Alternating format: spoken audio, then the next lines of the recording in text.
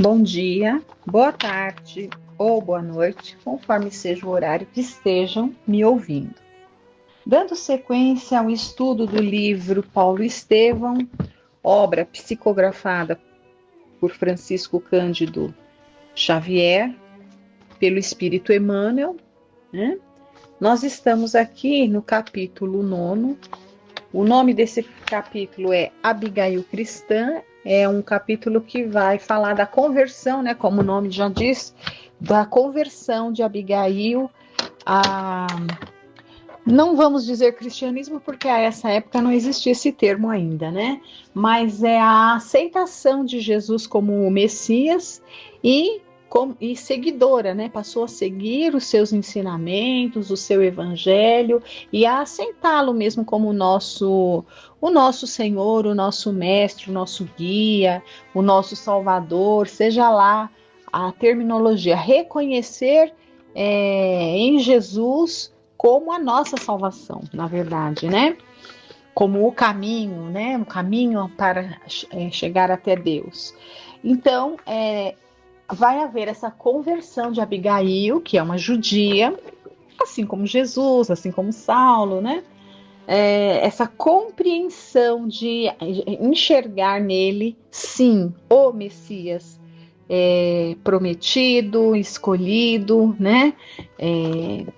Escolhido não, anunciado ali nas primeiras, na primeira revelação, nas escrituras antigas que eles tanto prezavam e prezam, né? A lei mosaica. Então, é como se dá essa conversão.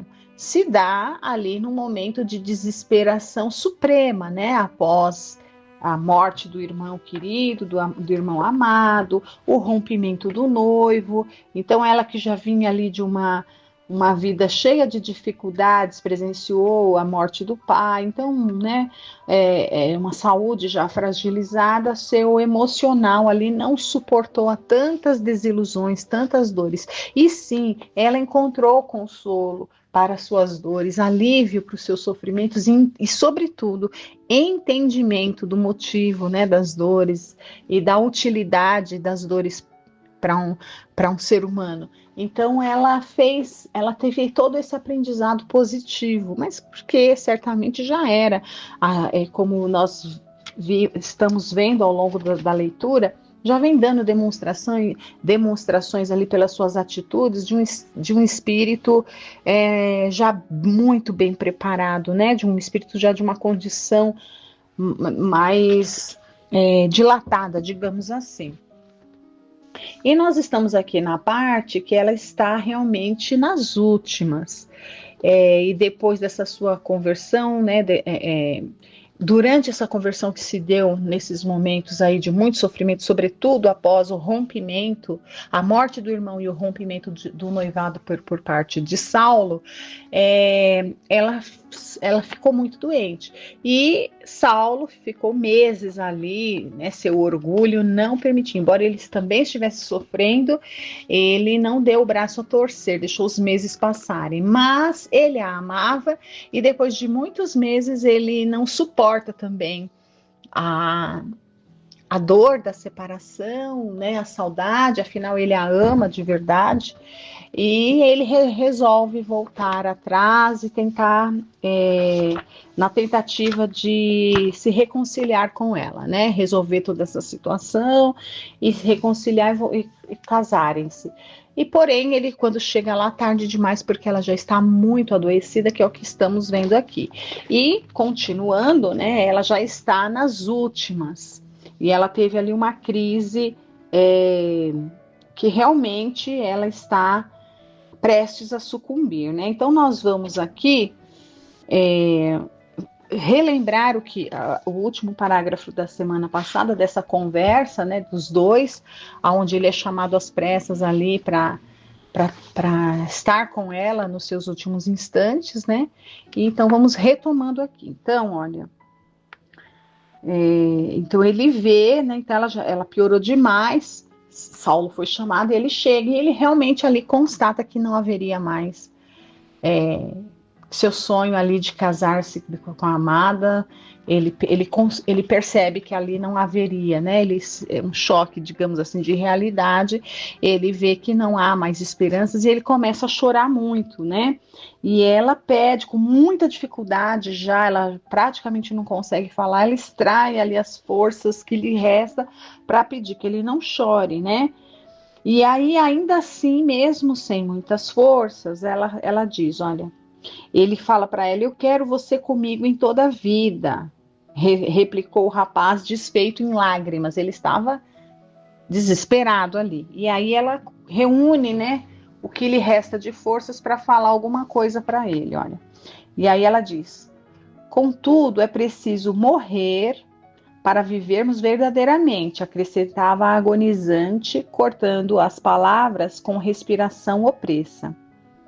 Jesus nos ensinou que a semente caindo na terra fica só, mas se morrer dá muitos frutos. Não te rebeles contra os desígnios supremos que me arrebatam do teu convívio material.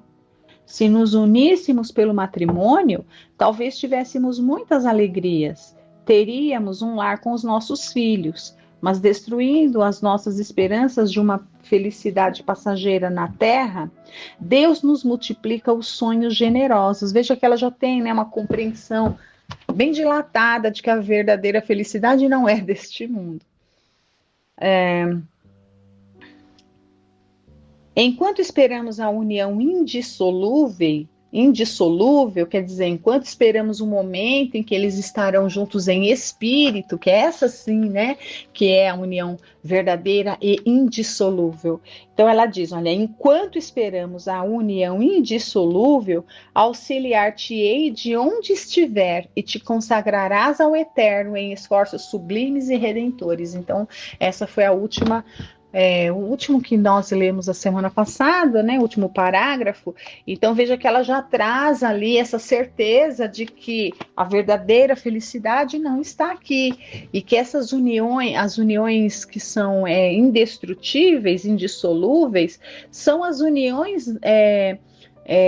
do espírito, né? Então ela fala que ela vai esperar o momento que eles estarão em espírito juntos para jamais se separarem. Claro que, né, que a gente aqui tem que entender que quando ela fala isso, ela não está falando de uma união romântica no mundo espiritual, né? Não no mundo espiritual, porque os espíritos que verdadeiramente se amam, o amor apresenta nuances e faces que talvez nós desconheçamos.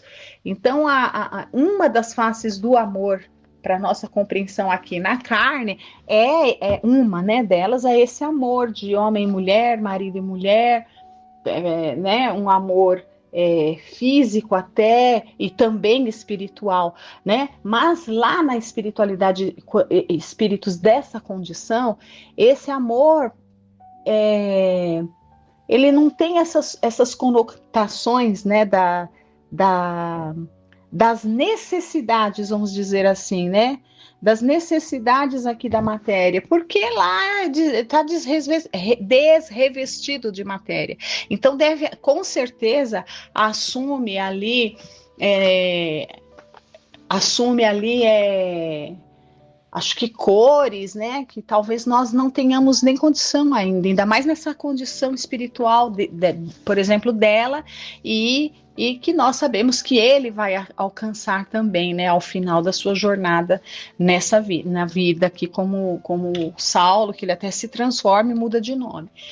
Então, assim, e ela já tem essa certeza dentro dela, mesmo aqui, né, nas últimas. Então, continuando, aí aqui a narrativa, né? Via-se que a agonizante movimentava recursos supremos para pronunciar as derradeiras palavras. E aí ele pergunta, né? Olha, quem te deu semelhantes ideias? Perguntou o jovem, ralado de angústia. Ou seja, né, quem te deu essas ideias de que nós vamos ter um dia lá, né, que um dia ficaremos juntos eternamente, indissoluvelmente, ele fica sem entender, porque até então ele não tinha esse esclarecimento, a letra de Moisés não trazia, né? Então ele pergunta e ela diz para ele assim, olha,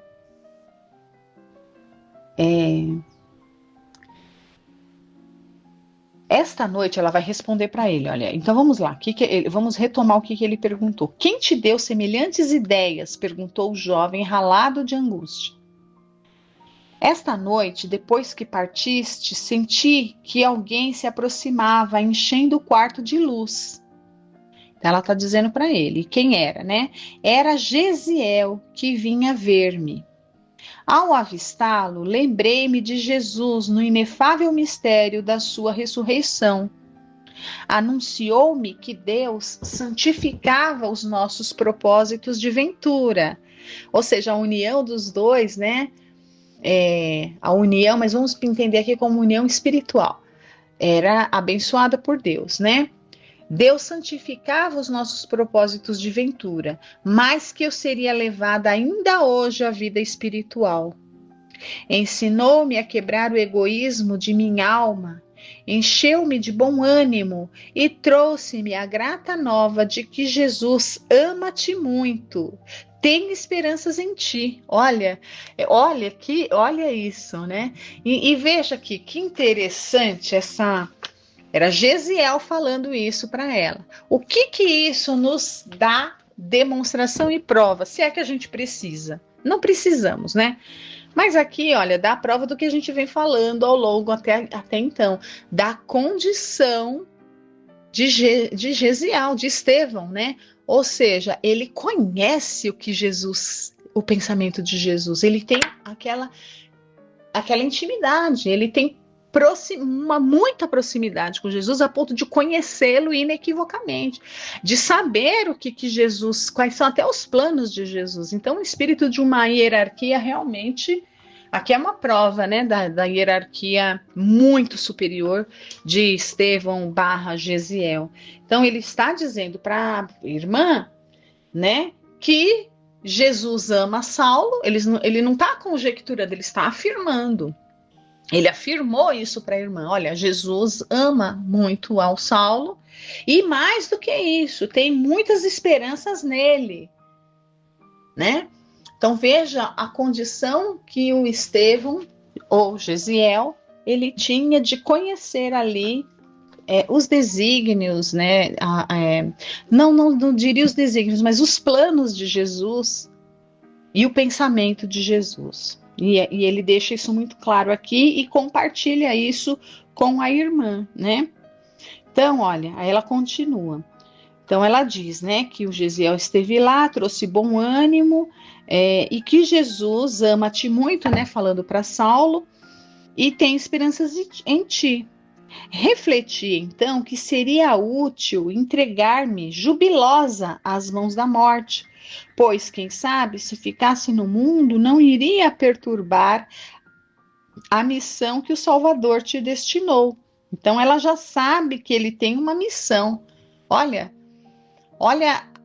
o alcance da visão espiritual ali, né, dessa mulher, né?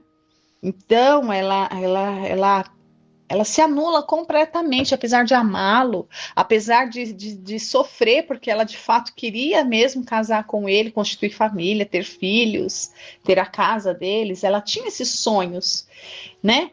E sonhos assim, gente, sonhos maravilhosos, não é um sonho que está prejudicando ninguém, um sonho bonito e bom aqui para a Terra.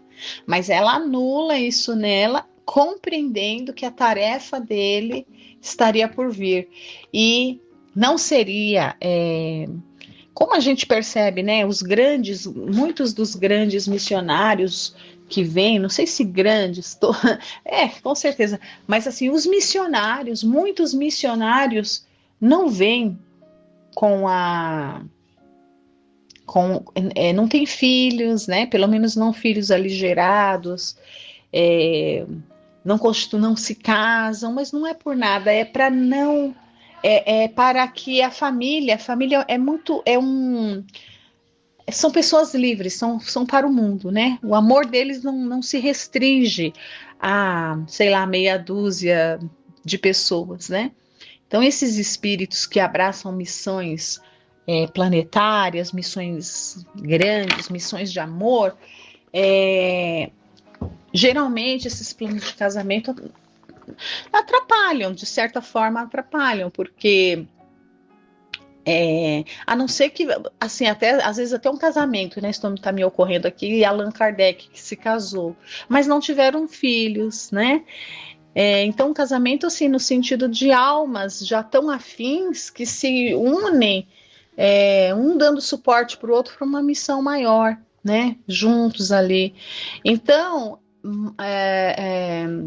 ela tem essa compreensão que Saulo, enquanto Saulo, se ele se casasse, se ela, né, se ela restabelecesse a saúde e ele se casasse e eles tivessem os filhos e a casa tão sonhada, ele ia continuar sendo um Saulo.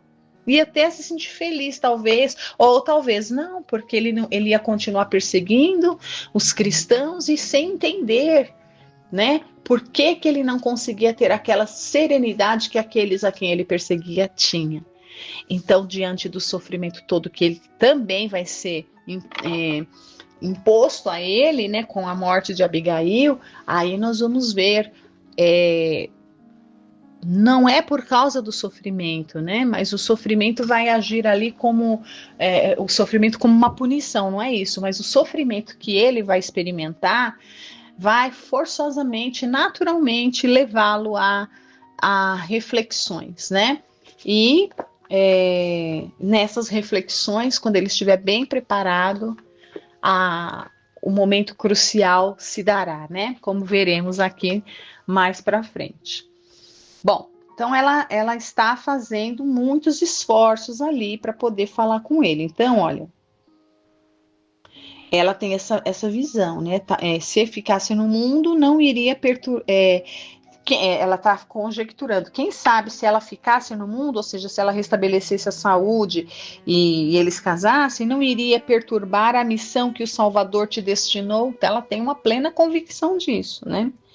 Gesiel afirmou que nós te ajudaremos de um plano mais alto. Então, eles vão ficar lá da espiritualidade, né? Olha aqui uma demonstração inequívoca, né, da mediunidade de Paulo, né? Paulo, aqui eu já estou falando Paulo, porque quando Saulo barra Paulo, né? Porque ele vai durante a sua trajetória ali, né? Nós vamos ver, sem spoilers, mas nós vamos ver aqui que durante toda a sua trajetória após a sua conversão, após a sua transformação, ele tem um intercâmbio espiritual contínuo com os dois, né? Tanto com Gesiel, né, que é Estevão, como com Abigail. Eles em espírito ali nos momentos mais cruciais da tarefa, estão sempre ali próximos de Saulo, conforme ela está dizendo aqui, né, e cumpre. Então ela diz: por que então deixarei de ser tua companheira? Seguirei teus passos no caminho, levar-te-ei onde se encontrem nossos irmãos do mundo em abandono, auxiliarei teus raciocínios a descobrir sempre a verdade. Ainda não aceitaste o Evangelho, mas Jesus é bom e terá algum meio de nos unir os pensamentos na verdadeira compreensão. Veja, ainda, né? Mas ela tem lá a sua certeza íntima de que esse momento vai acontecer. O esforço da moribunda havia sido imenso. A voz extinguira-se-lhe na garganta. De seus olhos profundamente lúcidos, as lágrimas corriam abundantes. Abigail, Abigail, gritava Saulo desesperado. Mas após longos minutos de angustiosa ansiedade, ela dizia num arranco supremo, então as últimas palavras, né? Gesiel já veio buscar-me. Instintivamente, Saulo compreendeu que era chegado o momento fatal. Em vão chamou pela moribunda, cujos olhos se empanavam. Debalde lhe beijou as mãos geladas, agora cobertas de um palor de neve translúcida. como louco, gritou por Zacarias e Ruth. Esta, soluçante, desfeita em pranto, abraçou-se a Abigail, que desde a morte do filho resumia todo o seu tesouro maternal. Então ela perdeu o filho e adotou a Abigail como sua filha, então a amava, né? A Ruth a amava como uma filha. A agonizante fixou o olhar respectivamente em cada um, como a evidenciar amoroso agradecimento. Depois, uma só lágrima silenciosa foi o seu último adeus.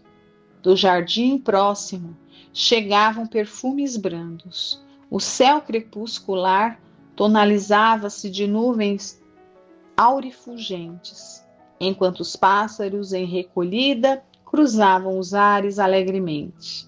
É bem o Emmanuel, né, contando, ele é uma narrativa poética até, né, então Emmanuel contando assim a forma como ele narra esse romance e todos os outros, né, só uma curiosidade, né, voltando aqui, só uma curiosidade, ele começa esse livro, né?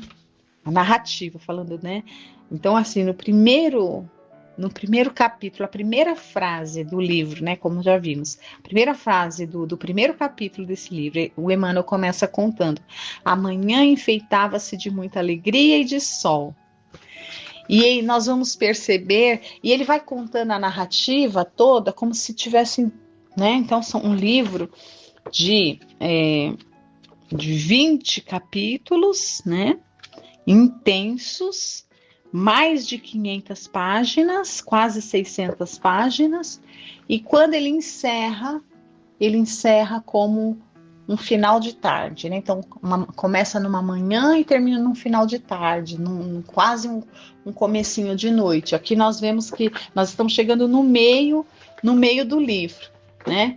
Ele está contando ali naquela, como se fosse uma tarde ali, o início de uma tarde, e como a natureza se comporta, né? Então, quando a gente pega ao final, assim, quando a gente faz um balanço meio que geral, a poética, a narrativa de Emmanuel é como se tudo isso, toda essa riqueza, que é uma riqueza, né? Cada capítulo é uma emoção, né? Não existe um capítulo sem graça, digamos assim, nesse livro, não existe. Todos intensos, todos, assim, demais, né? E ele conta como se tudo não passasse, uma história de vidas, de várias vidas, quantas vidas, né, passaram por aqui, uma tão intensa quanto a de Paulo, né? Quantas vidas, quantas! E ele conta essa história como se tudo tivesse acontecido durante um dia, né? É muito interessante isso daí, a narrativa do Emmanuel, né? Como se tudo isso tivesse acontecido em um dia, né? Começa numa manhã, termina num final de tarde. E isso não é um acaso, com certeza isso não é, né? E talvez nem todos que leiam essa obra percebam esses detalhes, né? Eu, quando li pela primeira vez, não percebi. Precisei ficar estudando, escutando pessoas que estudaram muito mais, especialistas, né? Pessoas ali que minuciosas, que se debruçam mesmo para pegar esses detalhes todos, assim, a gente compartilhar e ver que, né, trazer para a nossa vida como uma encarnação é um dia, né? Essa é a ideia que ele coloca aqui. Ele conta várias histórias de várias vidas, de várias, né, várias vidas, assim, de várias personagens, como se fosse só um único dia, né? Então que a gente viva a nossa vida como se fosse um único dia, a nossa encarnação como se fosse um dia, e para que não seja desperdiçado. Bom, vamos aqui, continuando, né? Porque a gente vai terminar aqui esse capítulo e vamos deixar para iniciar o próximo capítulo só na semana que vem. Então, aqui o último parágrafo desse capítulo, né? Em que a gente fez esse parênteses para dizer da narrativa do Emmanuel, descrevendo ali a natureza, né? Aquele momento, aquele início de tarde ali, né? Pesada amargura abatera-se sobre a mansão da estrada de Jope. Alara-se ao céu a filha dileta, né? Alara-se, alara é um termo que ele está usando aqui para... Emmanuel está usando esse termo para dar a ideia de que ela seria um anjo que volta para o céu, né? Os anjos que são alados, que possuem... É uma linguagem figurativa, né? Então é nesse sentido. Alara-se ao céu a filha dileta, a noiva amada, a amiga carinhosa das flores e dos passarinhos. Saulo de Tarso ali se deixou ficar mudo, estarrecido, enquanto Ruth, lavada em lágrimas, cobria de rosas a morta adorada, que parecia dormir. E assim ela desencarna, né? Próxima semana começaremos aqui o capítulo 10, que eu acho que ele não merece ser começado assim no meio de um áudio, né? Então nós vamos terminar, encerrar por enquanto, para a gente começar esse capítulo decisivo, que é o capítulo 10. O nome do capítulo é No Caminho de Damasco. Todos muitos, né? Já sabem o que vai ocorrer aí no caminho de Damasco, mas nós vamos, a leitura chegamos ao meio da história do livro aqui, né, ao meio do dia, né, conforme a narrativa do Emmanuel, nós vamos aqui ver como, né, com os detalhes e com toda com as tintas maravilhosas da narrativa do Emmanuel, esse fato que todos já conhecemos aí da conversão de Saulo para Paulo, né? Então a gente vai deixar isso para a próxima semana. Espero que vocês estejam gostando. Nos despediremos aqui da presença física de Abigail, não que ela não apareça mais na história, né? Mas não mais, assim como Estevão, né? Nós nos despedimos dele no outro capítulo anterior, e no capítulo 8º, né? Nós nos despedimos ali da presença física do Estevão ou Gesiel, mas sabemos que essas duas personagens, esses dois espíritos de uma condição elevadíssima, estarão auxiliando Saulo aí durante a sua jornada. Agradeço a todos por estarem aqui, compartilhando e acompanhando. Fiquem com Deus. Uma boa semana a todos.